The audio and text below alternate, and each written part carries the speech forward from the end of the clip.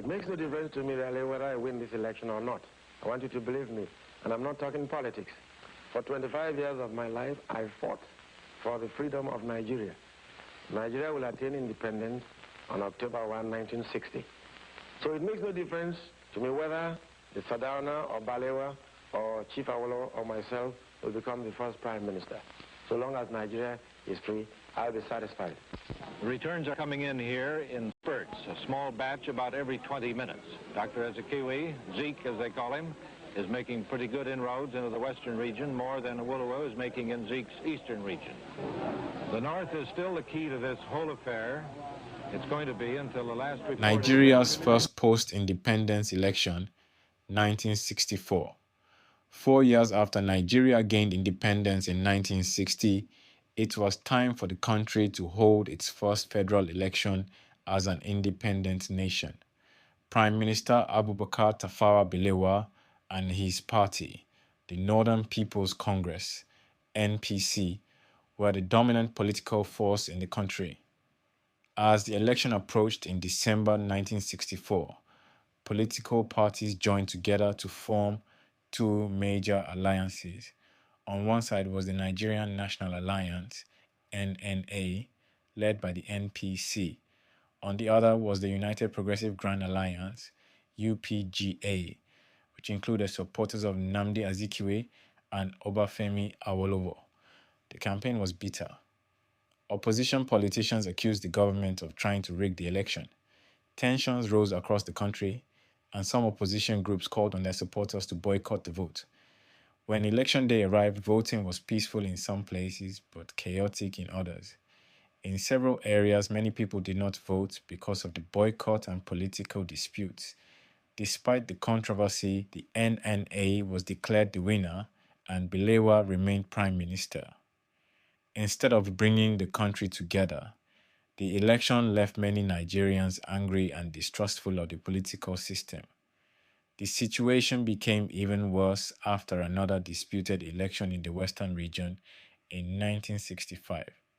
Violence spread, political tensions deepened, and confidence in civilian government collapsed. On January 15, 1966, a group of young military officers carried out the 1966 Nigerian coup d'etat.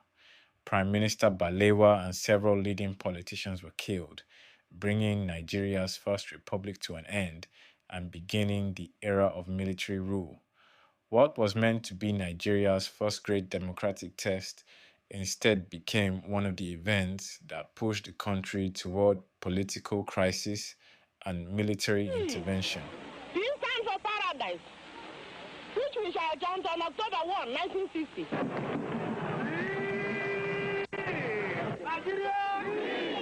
This is Africa, where freedom and the atomic bomb exploded in the same year. This is Nigeria, where 36 million citizens felt the impact of government of the people, for the people, and by the people. And the specter of an atomic bomb exploding in the nearby Sahara, all within the 90-day period. This is Nigeria, where children learn to spell freedom and the words of their new national anthem, so new that the music has not yet been written. Where no man is oppressed. This is Nigeria, where the parents, 80% of them illiterate, exercise their freedom at the ballot box. This winter, the Nigerians held their first popular national election, and the French set off their first national nuclear weapon nearby.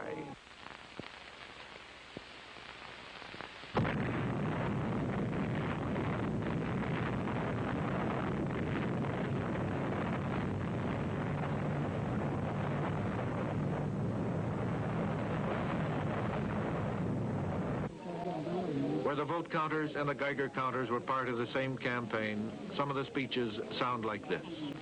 It is not unlikely for some of the radioactive dust to be blown by the wind blowing from the Sahara to the northern parts of Nigeria and other northern parts of West Africa. If freedom and fallout were planks in a platform, if the battle for men's minds was waged by a jungle drums and whistle-stop helicopters, then this was all part of a chain reaction that extends from Lincoln to Einstein and has moved its testing ground to Africa. In the words of one of the greatest men produced by the world, we have been waging this struggle with charity for all, with malice toward none.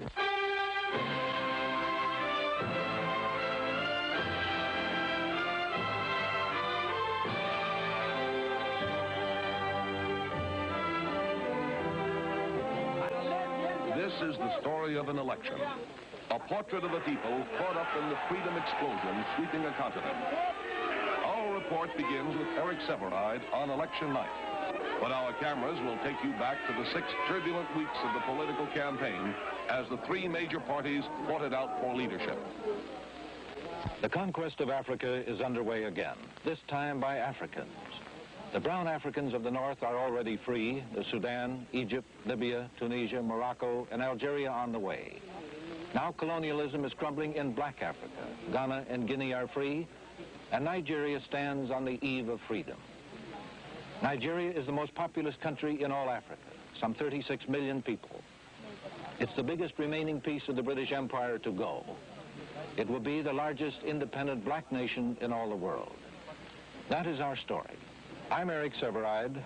I'm reporting tonight on film from the temporary CBS election headquarters here at the racetrack in Lagos, the federal capital of Nigeria. This is election day, and the returns are posted here at the track. The city is excited.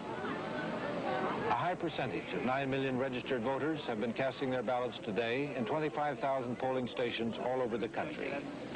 Every government in the world is watching what is happening here today, but Nigerians are not thinking much about the rest of the world. This election concerns domestic matters. Nigeria is just above the equator. It's a country as big as Texas plus Oklahoma and Louisiana. Its coast used to be called the Slave Coast, the ancestral home of a great many American Negroes. There are 3 regions or states, the north, the west, and the east, plus the Federal Capital District. Lagos, the federal capital, is where we are now. It was the original crown colony. Its streets swarm with about 400,000 people representing a great many of the tribes in the country. There are about 400 different tribes and other groupings, distinct groupings in this country, and they speak about 250 different languages. The tribal and regional hostilities are deep and strong.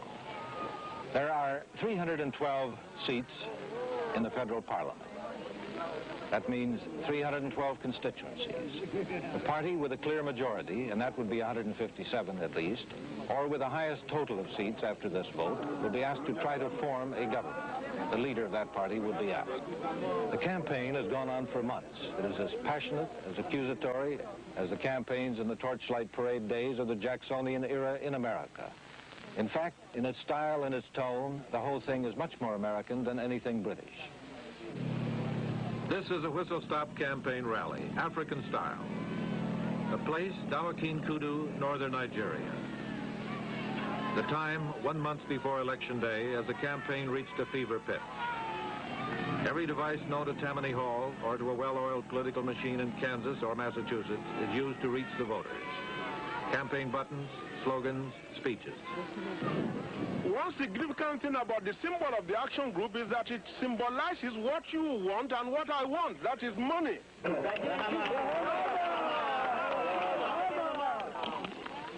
The helicopter was the biggest gimmick of the campaign. There was much concern among the opposition. Would it capture the imagination of primitive tribal people and their vote as well? Or would it be regarded with suspicion?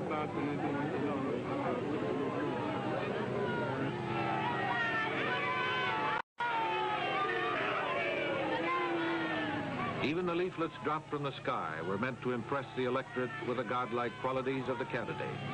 How effective would it be? The voting would tell the story. Party leaders crisscrossed the country, holding rallies everywhere. Campaign tours covered tens of thousands of miles and many more words. Over African dirt and tarmac roads, through rainforest and upland savanna country, hitting every bush town and village on the way. The message went out by talking drum, by word of mouth. Hospitals, adult education classes, schools, bridges and roads are all built and made for your own benefit. And in a country 80% illiterate, the printed word is not to be trusted. Every voter gets his chance to see his candidate. This is grassroots campaigning in the truest sense. And every local politician gets the blessing of the party boss. All good! All good! All good! All good! The rhetoric is bitter, abusive, violent, out of Andrew Jackson or give 'em Hell Truman. But like most political speeches, more bark than bite. If you elect NCC and you elect the action group, you are electing the stooges and the agents of the remnants of British imperialism. Out of all the oratory, 36 million Nigerians debating party, candidates, issues. This election and its campaign is turning out to be the most potent educational force since the introduction of the first primary school not too many years ago. The lineup of forces in this political Donnybrook is complex, and with names that don't always fit on campaign buttons, you can't tell the players without a scorecard. These are the party wheels. In the north, Alhaji Sir Ahmadu Bello, the Sardauna of Sokoto, heads the Northern People's Congress. The Sardauna, meaning warlord, a traditional title among the Hausa Fulani Muslims of the north, is considered to be the most powerful man in all Nigeria, by virtue of his spiritual as well as political leadership over the largest region in area and population. He is not a candidate for political office himself, but he is a formidable power behind the throne, a combination Mark Hanna, Jim Farley. When we spoke with the Sardauna, this became evident. I'd like to ask you to make a prediction, sir. Who will be the next federal prime minister? My party. No particular man? Yes, the present prime minister. I'm returning him. The present federal prime minister? Yes, I made it known that I am going to return him. You are not a candidate yourself for the federal house. No, I am not. So you would not be federal prime minister? Because I don't want to be. Would you yourself accept appointment if given to you as Governor General? I have nothing to do with that. I would rather live here amongst my own people and carry my traditional title than an imported one. The Sardauna's hand-picked candidate for Prime Minister is next Chief Obafemi Awolowo, leader of the Action Group, the major party of the Yoruba people in the Western region. He's popularly known as Awo. Minimum wage a day, and if you vote solidly for the Action Group on the 12th and put that party in power, you will certainly get that wage. Awo is hailed by his followers for his daring helicopter campaign through enemy northern territory. Underlying the bitter hostility between Awo's Action Group and the Sardauna's Northern Party are long-standing tribal conflicts. For centuries, tribal wars raged between their peoples until the British put them down when they took over. Times change, but tribal feelings still seethe under new political trappings. Chief Awolowo puts it this way. The Northern People's Congress considers the North as its preserve, and and the leaders have done everything in their part to keep the so-called Southern parties out of the Northern region. But the Action Group decided to organize in the North, and we now have branches in every village and hamlet in the Northern region. The third major candidate is Dr. Nnamdi Azikiwe, head of the National Council of Nigeria and the Cameroons, a long-winded title for a political party. He is a veteran nationalist and a hater of colonialism. The flamboyant, American-educated journalist, sportsman, politician, has a devoted following among the Igbo people of the eastern region, and his popularity is spreading. My good friend, the Prime Minister of the Federation, Alhaji Abubakar Tafawa Balewa, in his broadcast the other night, committed what I thought was a faux pas, which a Prime Minister should not commit. When the cry goes up for Zeke, it has the ring of I like Ike at a Republican National Convention. It makes no difference to me really whether I win this election or not. I want you to believe me, and I'm not talking politics. For 25 years of my life, I fought for the freedom of Nigeria. Nigeria will attain independence on October 1, 1960. So it makes no difference to me whether the Sardauna or Balewa or Chief Awolowo or myself will become the first Prime Minister. So long as Nigeria is free, I'll be satisfied. Returns are coming in here in spurts, a small batch about every 20 minutes. Dr. Azikiwe, Zeke as they call him, is making pretty good inroads into the western region, more than Awolowo is making in Zeke's eastern region. The North is still the key to this whole affair. It's going to be until the last report is in. This is the northern region. Inside its boundaries lie 3/4 of all Nigeria, more than half of all Nigerian people. These are Nigerians with a history. Once linked to the Mediterranean civilization by ancient trade routes, they are linked today by their Muslim faith. This is the central mosque in Kano City, heartland of northern Muslim country. We felt the deep power of the Islamic faith that dwells in these people.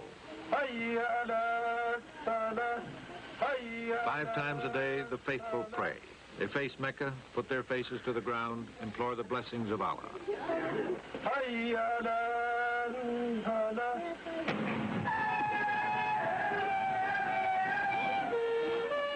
We saw, too, the tradition-bound power of the native authority system, the system of so-called indirect rule through which the British have administered this part of Nigeria. They preserved the power of the traditional rulers, the emirs, and through them controlled the territory. This is the Emir of Kano, combination king, high priest, judge, jury, legislator, and tax collector for his province. Once a year, the Emir himself, in the majesty of his robes and his Cadillac, arrives in each district to lay down the tax rates for the year. First come his red and green robed bodyguard to case the village square, like the U.S. Secret Service in advance of a presidential visit. Then come the native authority police and the Emir's trumpeters.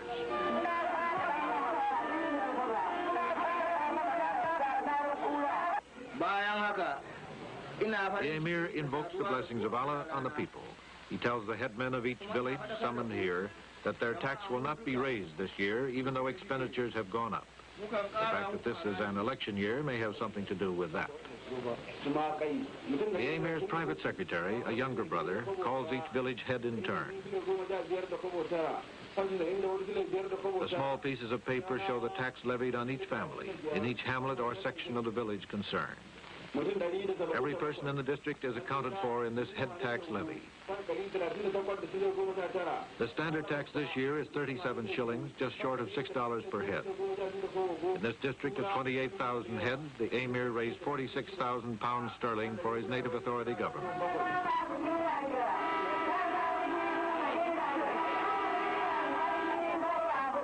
The Emir himself does not tell the people for whom to vote, but after he enters his brother's house to rest, his information officer, Maitama Sule, youthful leader in the Northern People's Congress, takes over. There can be no doubt in the people's minds for whom the Emir, their political and religious ruler and symbol, wants them to vote. Not many of them here will try to beat City Hall. We had our own system of administration before the Europeans came. We had our own educational system before the Europeans came. And so you can see that it is even very foolish for anybody, for that matter, to call the northern region a backward place. It is not a backward place, and it has never been. Chief Awolowo, helicopter crusader from the more liberated South, disagrees. It's a wide gap which creates mutual suspicion between the northerners and the southerners. And that gap must be closed as quickly as we can in order to remove the suspicion which exists. The present feudal system must disappear in due course, and they should be replaced by elected council over which the emirs should preside. But what about your program? Where does it differ, for example, from the NCNC? Well, our program differs considerably from the NCNC in the sense that we have started what we call the welfare state in the western region, which has not been started in other places. Take the question of wages, for instance. We are the only region in the country paying 5 shillings and 6 pence minimum wage to workers. Whereas in the north here, it's only 2 shillings and 8 pence. The helicopter campaign invasion of Chief Awolowo into the hostile north was an invitation to violence. He was out to break through the solid north of the Sardauna's party and win seats for his action group among the northern Muslims. just as a Republican candidate in the United States might campaign below the Mason-Dixon line in an effort to break the Democratic solid South. The last time Awolowo spoke here several years ago, his action group rally touched off 4 days of rioting, 30 killed, nearly 400 casualties. Feelings were running high again, ancient tribal animosities between Yoruba and Hausa. Do you think you're going to have any trouble up here, any violence of any kind in this area? I don't think so. I doubt it very much. So far, I've had a very successful campaign tour of the North. And I don't think... There's been no violence and no police... No violence? No, not as far as I'm concerned. Just before sunset, there were only a few hundred people at the rally site. By sunset, there were 25,000. They seemed to come out of the ground. Very interesting to note that our opponents, the NPC, are so afraid of the message of the action group that they have arranged for some hooligans to disturb this very big and successful meeting. The native authority police were far too few, and they did nothing to remove the organized young hoodlums stirring up passions at the edge of the crowd till it was too late. For a time, it looked ugly.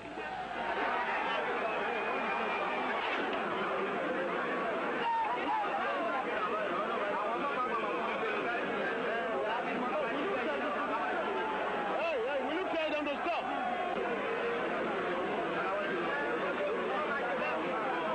As the crowd quietly dispersed, perhaps remembering the previous riot. This time, nobody killed, only a few injured. Awolowo is a man of steady nerves. He was ill when he appeared at the rally, but he had to appear. Otherwise, he would have been called a coward by his enemies. By morning, he felt better. There was a considerable riot when you spoke here yesterday. Was this an organized thing put on by the opposition? My own view is that it had been organized by some people. You don't think it could have been just... It wasn't spontaneous. In a town like Kano, you have a lot of loafers who can easily be made to do any dirty work by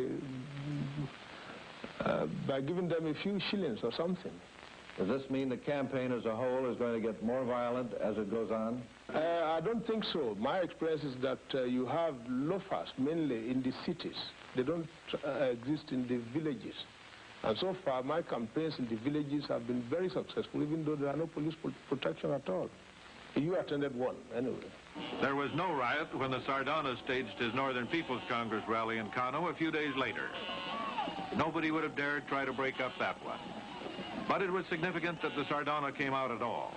He had said he wouldn't have to campaign in this election. The threat of Iwo's helicopter tour in the north may have changed his mind. Politicians who remember the Truman Dewey election of '48 don't take victory for granted.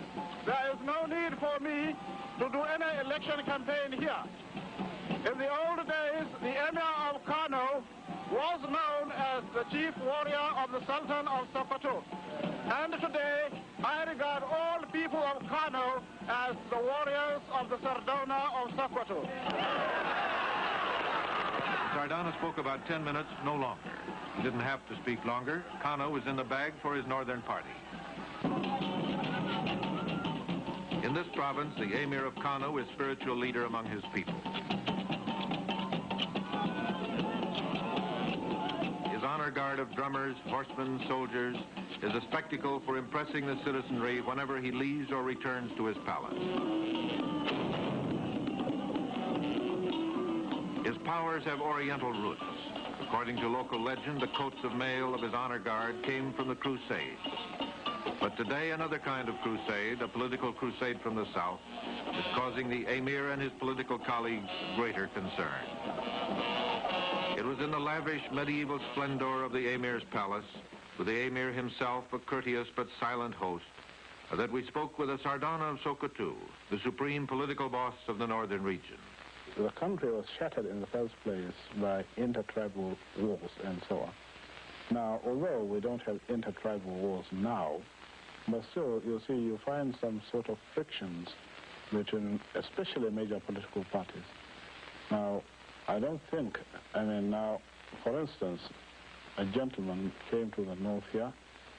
He did a lot of things contrary to northern traditions and customs, and that arouses a lot of feeling.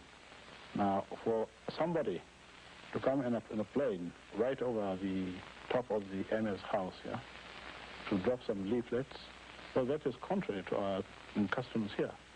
In the first place, the house is Pada. And secondly, well, we don't know, why should he look into the house of another man, which is not our own tradition? Well, he did that sort of thing in many places, and that has roused a lot of feelings against him and also against his Yoruba tribe. I assume, sir, you are talking now about the helicopter campaign of the Action Group. Yes, I am, indeed. What is your principal complaint about the Action Group? Well, in actual fact, I have nothing against Action Group, except they are more or less people, I mean, who don't come in the open to tell you what they mean or what they feel. I would rather live with a friend who talks straight instead of a person always in circumlocution, which is Action Group. Several years ago, some young educated Muslims rebelled against the powerful Northern People's Congress, convinced it would never lead the North to equality with the other regions in modern progress. They formed NAPU, Northern Elements Progressive Union, and allied with Zeke's party of the Eastern region.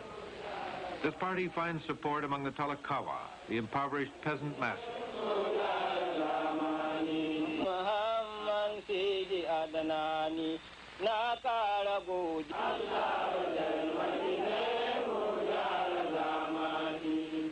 Their leader, the frail, dedicated former teacher, Malam Aminu Kano, of a prominent family. Campaign issues: breaking the power of the emirs, democratizing the native authority, development for the North. We have colleges, we have big airports, we have hotels, we have all these civilizing effects in this country. Yet the NPC wants us to continue looking to the past. While we of the NEPU will say we are a party of tomorrow. We believe in tomorrow. We believe in the young children of today. We are prepared to borrow something from the past, but not prepared to go back to the past and then think of the future. NAPU is poor. Its headquarters in Kano is a hangout for hangers-on. Here, Malam Aminu holds his meetings, issues orders, writes his speeches. The ruling powers consider him a left-winger and a troublemaker. Is there any communist problem here in Nigeria? I do not think of communism in this country. There are. People say, oh, so-and-so is communist, because, you see, there's one trouble about our politics here in relation with the British. Any time an African becomes very loud and becomes very extreme against colonialism, then he's branded communist. But you see, even if an African says he's a communist, he's only saying he's a communist in order to impress the British for independence. Not because he believes in communism or anything of this nature. We don't know it. We are more concerned with hunger and poverty and disease, how to do away with them, than with communism. This young Muslim maverick has his pet crusade, the emancipation of women. The North is the only region where women do not have the right to vote. So rules Muslim tradition. Malam Aminu is out to break it.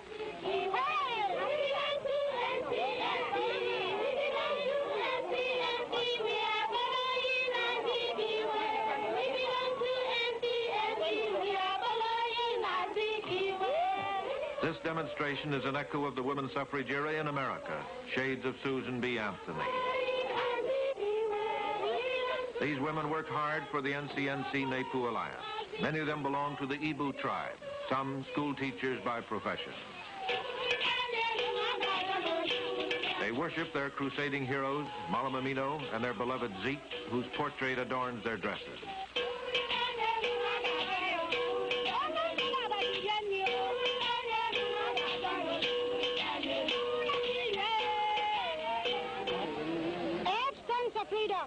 The heritage of mankind. In their simple alphabet pageant, a cross between their tribal ceremonials and a kind of ballad for Nigerians, they talk of Roosevelt's 4 freedoms. The 4 freedoms of common humanity are as much elements as of man's needs, as air and sunlight, bread and salt. Many Americans have forgotten what the 4 freedoms are. These people have not. P stands for paradise, which we shall chant on October 1, 1960, when NCNC and NEPU Alliance will usher Nigeria into independence. Say, Z! Z! Z! Z! Z! You You are watching the Freedom Explosion as CBS reports the birth of a new nation through its first popular national election. What H.G. Wells called democracy ceremonial. Its feast, its greatest function.